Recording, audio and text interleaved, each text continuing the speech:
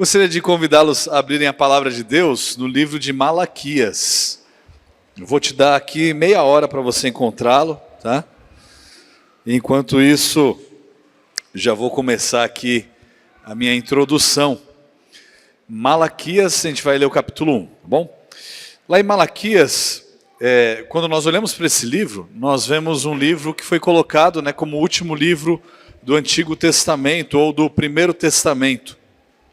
Eu acredito que ele foi colocado ali de forma correta, não foi colocado de forma aleatória ou simplesmente errônea.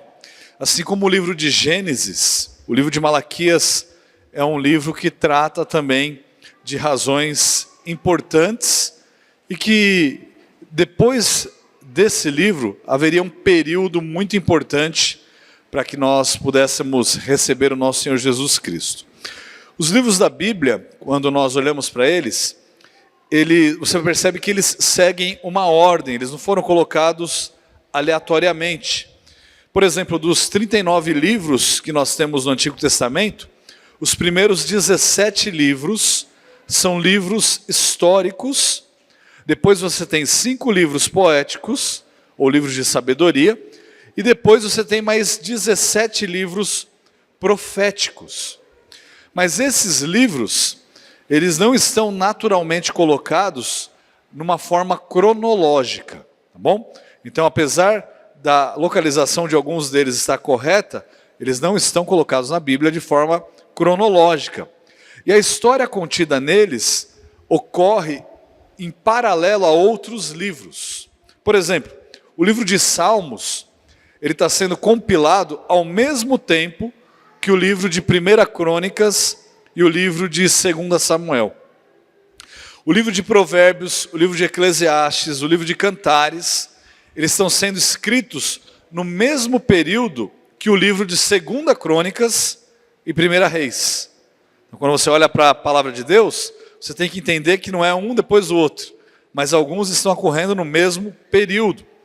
Isso é importante para a gente entender o Antigo Testamento. Mas, como nós estamos tratando aqui de 39 livros, seria muito difícil a gente resumir todas as histórias contidas nesses livros para que a gente entendesse o que se passa.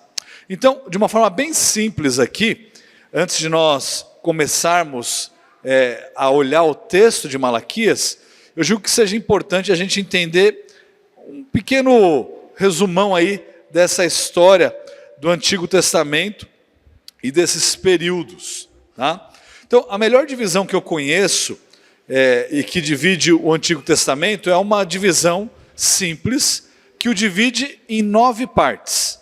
Eu não vou tomar aqui 90 minutos para falar delas, tá bom? A primeira delas é a criação, onde Deus, ele criou todas as coisas, ele coloca o homem e a mulher ali no jardim, Adão e Eva. E parte desse período também corresponde à queda, quando Adão, que é o nosso representante, ele desobedece a Deus e por conta do seu pecado, todos nós, toda a raça humana que estava representada em Adão, ela também é condenada ou ela é declarada pecadora. E esse daí então é o pontapé inicial para todo o desenrolar da história humana. O segundo período é o período dos patriarcas, e ele tem como figura principal Abraão e os seus filhos, Isaque e Jacó, que dão início às 12 tribos de Israel. Em seguida nós temos esse povo que Deus constituiu, sendo escravizado lá no Egito, e Deus libertando esse povo da escravidão. E, portanto, nós temos o terceiro período, que seria aquilo que nós chamamos de Êxodo, tendo como figura principal um personagem que todo mundo conhece, Moisés. E após essa libertação da escravidão e peregrinação lá no deserto por 40 anos, Deus levanta um outro líder. E o nome desse líder, todo mundo deve saber, é Josué, que encabeça a conquista da terra prometida. E após o povo de Israel entrar na terra prometida e aí conquistar, as 12 tribos, então, elas se estabelecem e figuras importantes surgem do meio do povo para conduzirem o povo. E essas figuras importantes são aqueles que nós chamamos de juízes. Por isso que você tem ali o livro de Juízes. E você talvez tenha um mais conhecido, né? Para mim o que vem à minha mente é Sansão, né? O homem forte que faz um monte de coisa e assim por diante. E o problema é que o livro de Juízes, ele traz um relato que não é assim um relato muito bom. Ele diz assim em Juízes 21, 25. Naqueles dias não havia rei em Israel. Cada um fazia o que achava mais reto. Então o povo começa a clamar por um rei, assim como as outras nações também tinham reis. E esse desejo, ele é correspondido por Deus, e Deus fala, vocês querem um rei? Então eis aqui um rei. E o primeiro desses reis é Saul, seguido então de Davi, e depois de Salomão. E esse período é um período conturbado, como nós acabamos de ler aqui no capítulo 21. Mas esse período, ele se inicia com um reinado totalmente unido, no primeiro período de 1 Samuel, ou de 1 e 2 Samuel. Mas quando nós chegamos no livro de 1 Reis, o que ocorre é uma guerra civil. E aí você começa a perceber que existem divisões. Então, no norte nós temos o reino injusto, que é conhecido como Israel, e ao sul nós temos o reino inconsistente, que é reconhecido como o reino de Judá. Mas o pecado, a desobediência, tanto num grupo quanto outro, ela cumpre aquilo que ela é proposta, ela traz divisão.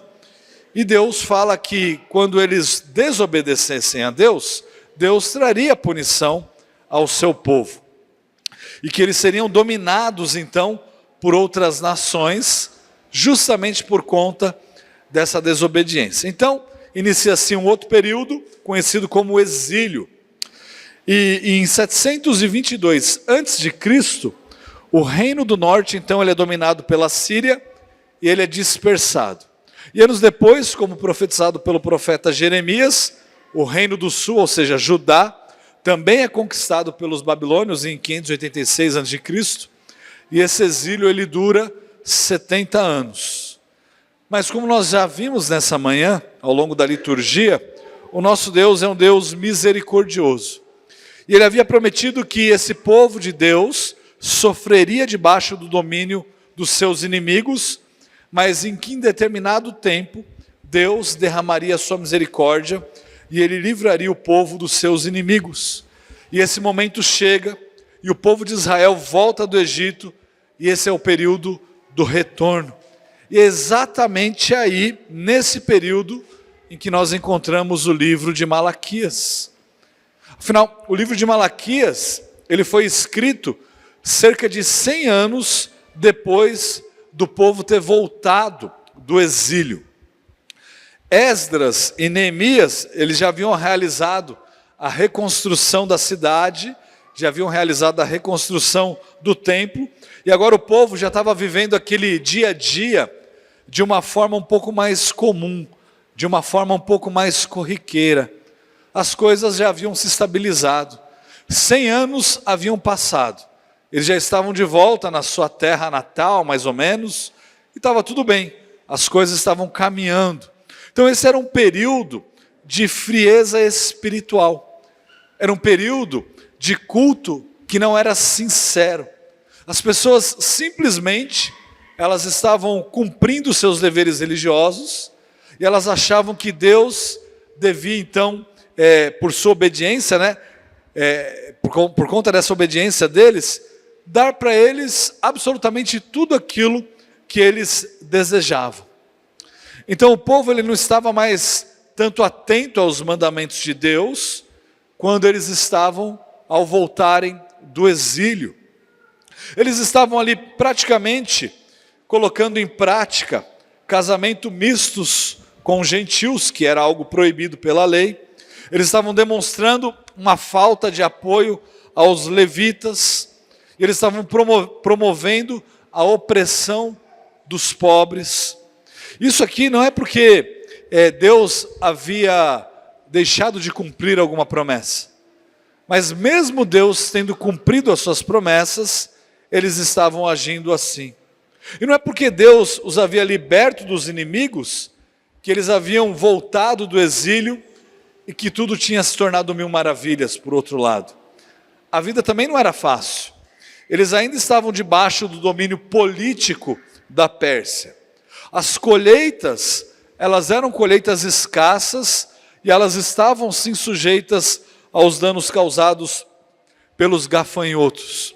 A maioria dos corações, na verdade, eram corações indiferentes ou eram corações ressentidos contra Deus. Então, o que Deus faz é usar o profeta Malaquias para falar com o seu povo. E o que nós temos aqui então, no livro de Malaquias, é basicamente isso. Deus falando os seus oráculos por meio de Malaquias ao seu povo. Dá uma olhada comigo agora então em Malaquias capítulo 1, a partir do versículo 1. Eu estou lendo aqui da Revista Atualizada, eu sei que os irmãos já estão na Almeida e Atualizada, né? Já está um passo à frente, né? Eu estou na antiga ainda, tá? Estou na antiga aliança. Diz assim, Malaquias 1:1, sentença pronunciada pelo Senhor contra Israel por intermédio de Malaquias. Eu vos tenho amado, diz o Senhor, mas vós dizeis, em que nos tens amado? Não foi Esaú irmão de Jacó? Disse o Senhor. Todavia amei a Jacó, porém aborreci a Esaú. E fiz dos seus montes uma assolação, e dei a sua herança aos chacais do deserto.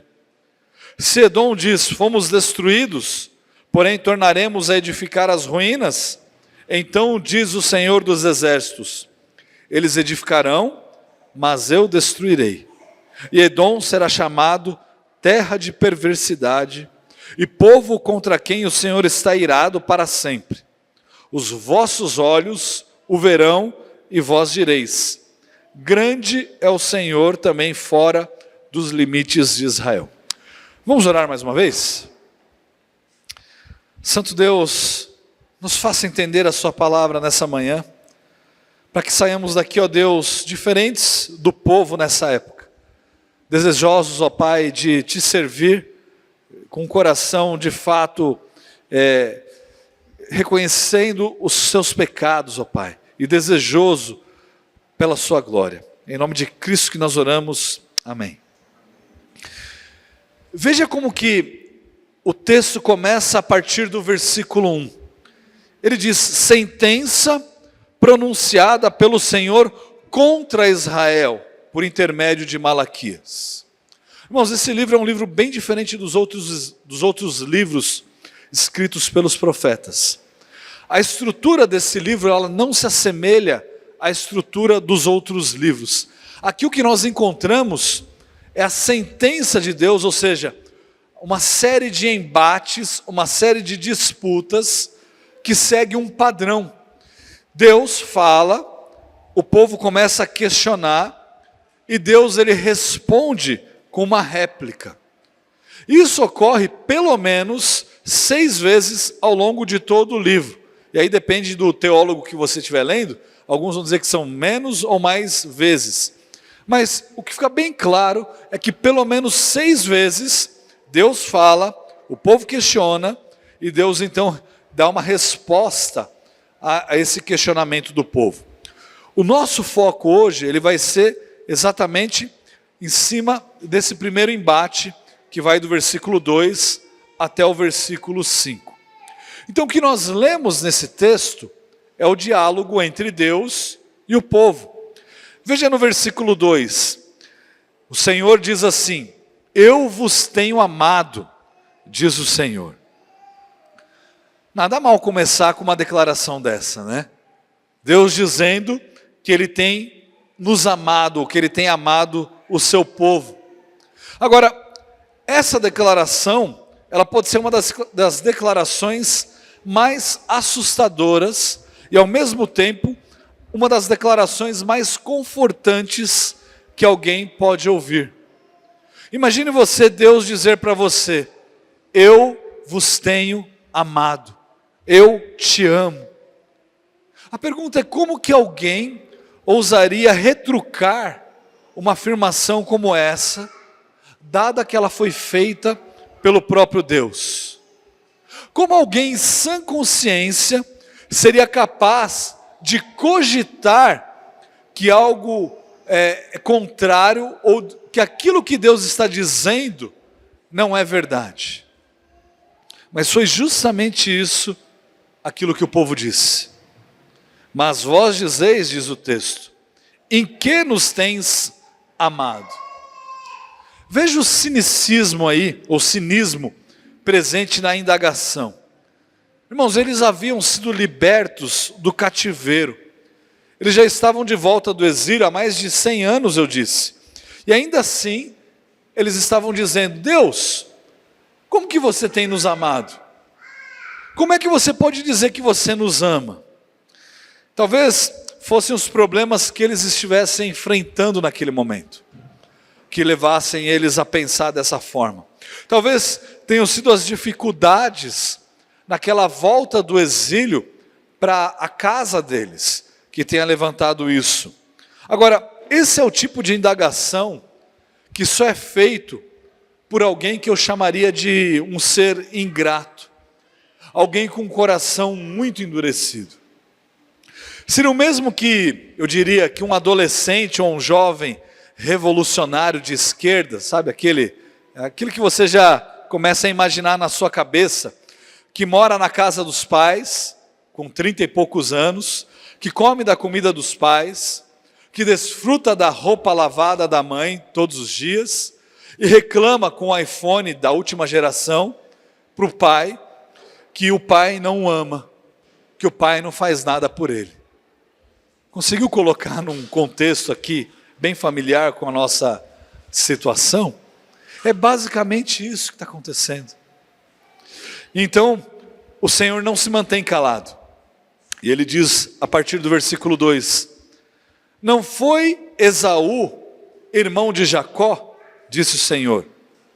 Todavia amei a Jacó, porém aborreci a Esaú. E fiz dos seus montes uma assolação, e dei a sua herança aos chacais do deserto. Bom, o que Deus está querendo dizer com isso? Por que Ele responde essa pergunta do povo com essa outra pergunta? Não foi Esaú, irmão de Jacó? Isso aqui me intriga, né? Quando você lê isso pela primeira vez, talvez você fique pensando, mas que resposta é essa?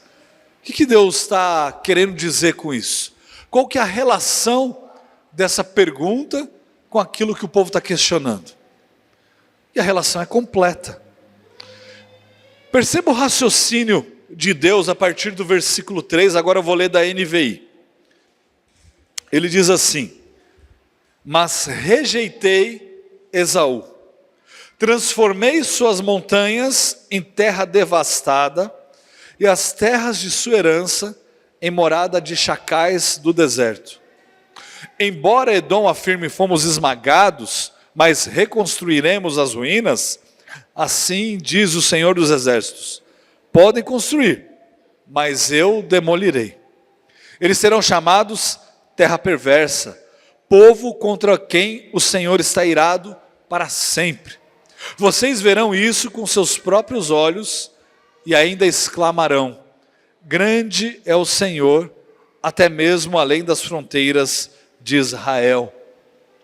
O que Deus está dizendo aqui é o seguinte, eu amei a Jacó e odiei a Esaú. O que Deus está dizendo é o seguinte, eu escolhi a Jacó e eu rejeitei a Esaú.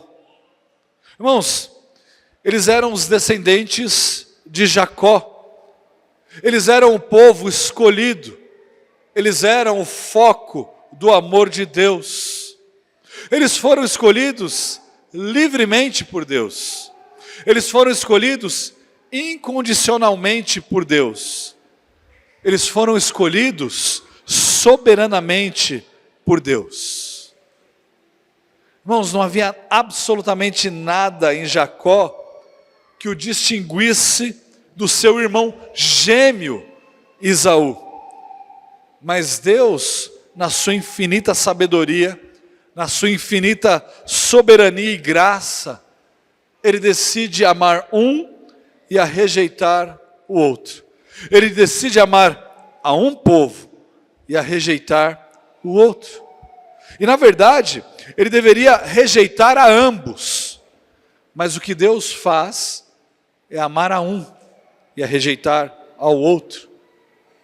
Ambos eram destituídos da glória de Deus. Mas Deus ama um e rejeita o outro. Como o pastor John Piper diz, Deus ele poderia ter facilmente escolhido a Esaú no lugar de Jacó. Mas Ele não fez isso. Ele escolheu Jacó e não a Esaú. Irmãos, essa é a maior prova de amor de que Deus poderia nos dar. Foi a sua livre escolha que permitiu que Ele fizesse isso. Foi o seu soberano poder que permitiu que tudo isso ocorresse. Foi sua escolha incondicional que possibilitou que o povo não fosse rejeitado. Olha como que Paulo explica isso lá em Efésios capítulo 1. Abre lá comigo em Efésios 1, a partir do versículo 3.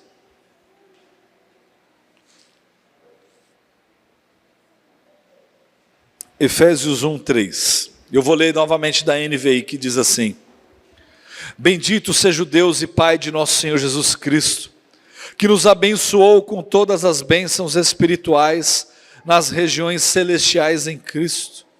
Porque Deus nos escolheu nele, antes da criação do mundo, para sermos santos e irrepreensíveis em sua presença.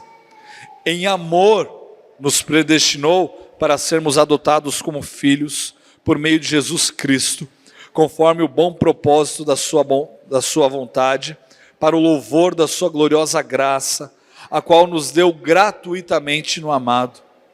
Nele temos a redenção por meio de seu sangue, o perdão dos pecados, de acordo com as riquezas da graça de Deus, a qual Ele derramou sobre nós com toda a sabedoria e entendimento. Ele nos revelou o mistério da sua vontade, de acordo com o seu bom propósito que estabeleceu em Cristo. Isto é, de fazer convergir em Cristo todas as coisas celestiais ou terrenas na dispensação da plenitude dos tempos.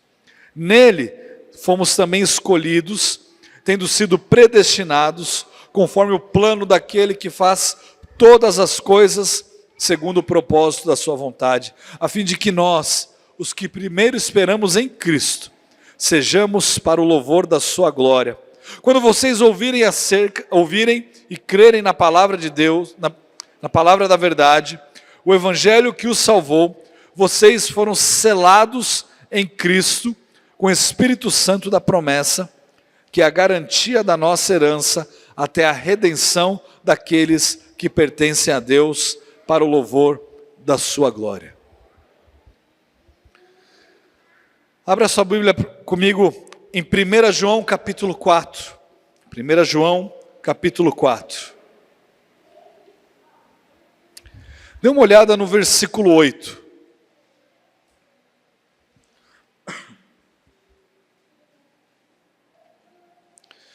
João diz assim: quem não ama, não conhece a Deus, pois Deus é amor.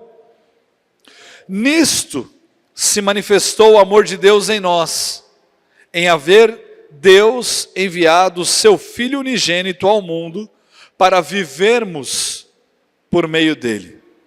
Nisto consiste o amor, não em que nós tenhamos amado a Deus, mas em que Ele nos amou e enviou o seu Filho como propiciação pelos nossos pecados. Como você ousa questionar a Deus dizendo que Deus não te ama? Como que você pode imaginar que um Deus que fez isso que te livrou dos seus pecados e da ira dele, é um Deus que não te ama?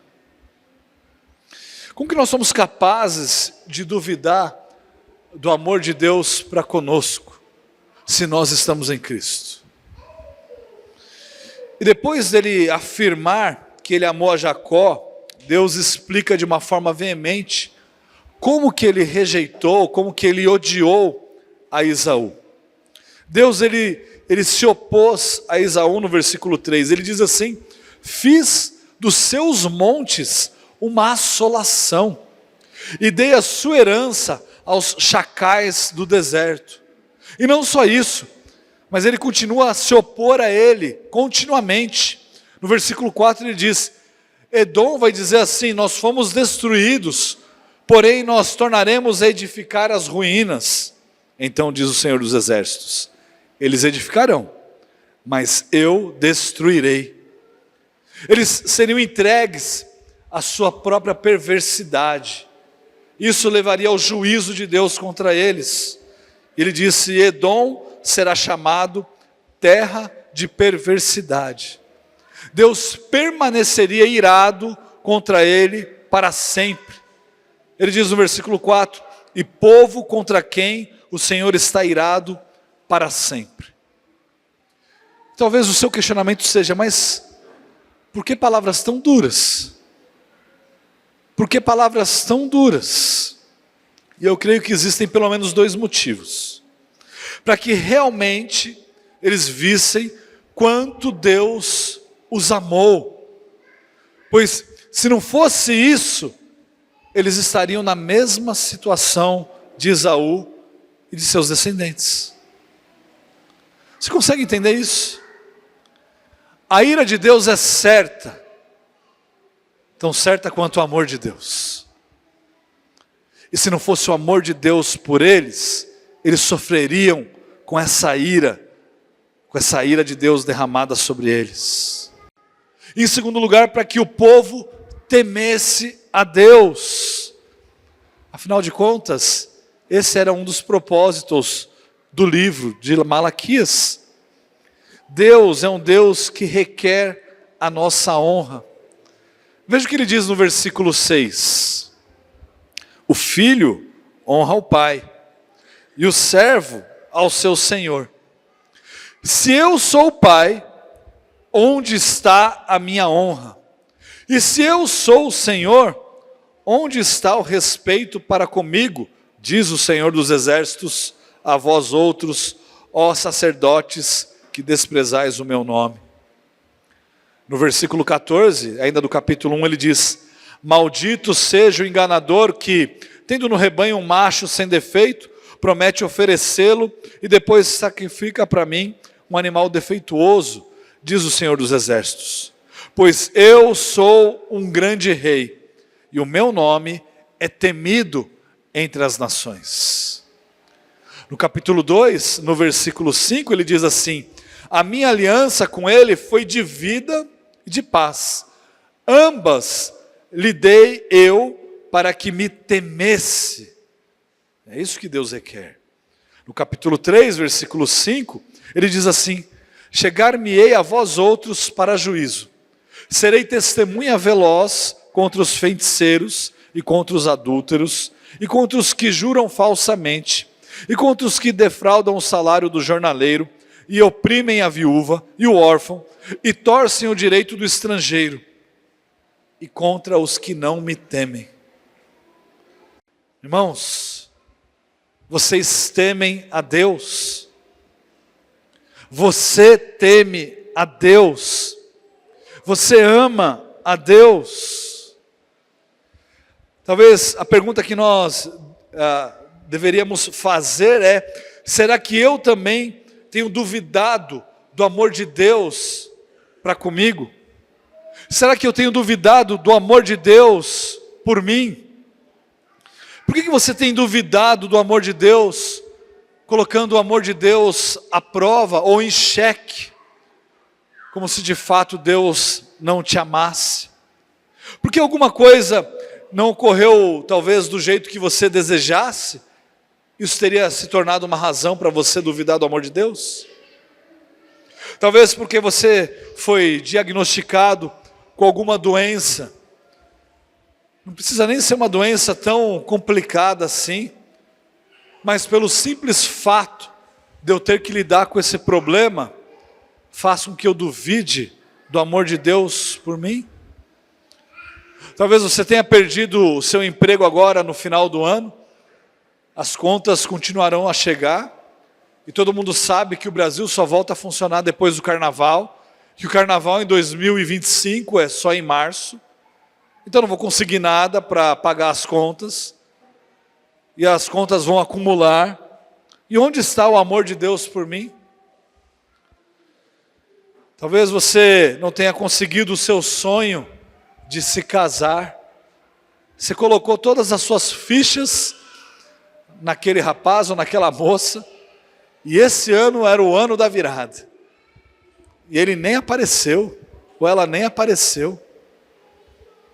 E você não se casou, você não conseguiu ter filhos, e esse era um sonho que você tinha.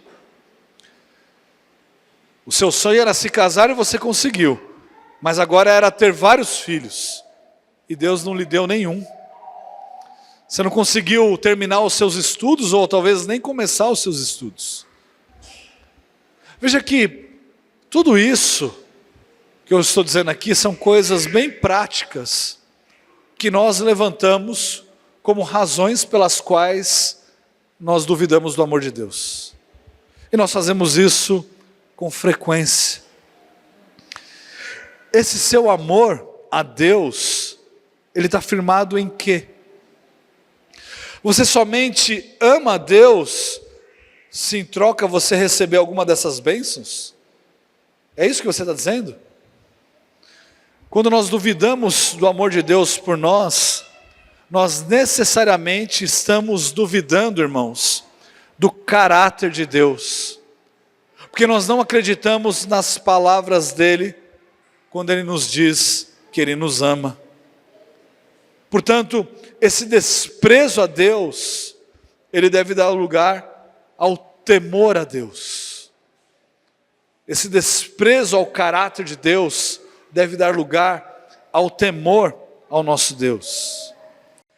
Essa primeira disputa, esse primeiro embate, é uma clara demonstração de que a escolha soberana de Deus por nós é a mais pura demonstração do seu amor para conosco. A prova do seu amor foi de fato ter Deus enviado o seu Filho para morrer no seu lugar. Irmãos, Paulo argumenta, mas Deus prova o seu amor para conosco, pelo fato de ter Cristo morrido por nós, sendo nós ainda pecadores. Como que nós ousamos dizer que Deus não nos ama? Jesus, ele dá a vida por suas ovelhas. Como que você poderia duvidar de um amor tão grande assim? O próprio Deus se entregando no lugar de pecadores. Nós precisamos aprofundar a nossa compreensão do amor de Deus para conosco. E para isso você precisa reler, talvez, as histórias de alguns personagens bíblicos, como o próprio Davi, como a história de Ruth, ou como a parábola do filho pródigo, ou melhor ainda, lembre-se do que o próprio Deus fez na sua vida, em seu favor. Lembre-se das palavras de Paulo lá em Romanos capítulo 8, versículos 38 e 39, porque eu estou bem certo de que nem a morte, nem a vida, nem os anjos, nem os principados, nem as coisas do presente, nem do porvir, nem os poderes, nem a altura, nem a profundidade, nem qualquer outra criatura poderá separar-nos do amor de Deus que está em Cristo Jesus, o nosso Senhor. Isso deveria trazer uma alegria exuberante para você. Veja também que esse amor com que Deus nos amou, ele nunca pode ser medido por bênçãos materiais. O Filho, Cristo, Ele é muito maior do que qualquer coisa, irmãos. Não se engane achando que somente os defensores da teologia da prosperidade é que estão enganados. Não, tem muito mais gente que está enganada. Muitas vezes nós fazemos exatamente a mesma coisa que eles. E nós medimos o amor de Deus para conosco em relação, ou tendo como base, as bênçãos espirituais, ou as bênçãos materiais que nós recebemos dele. E aí a nossa resposta é ingratidão, é questionar o caráter de Deus por nós. Veja também que aquele que ama a Deus é aquele que o honra. E ao honrarmos a Deus, nós cumpriremos os seus mandamentos.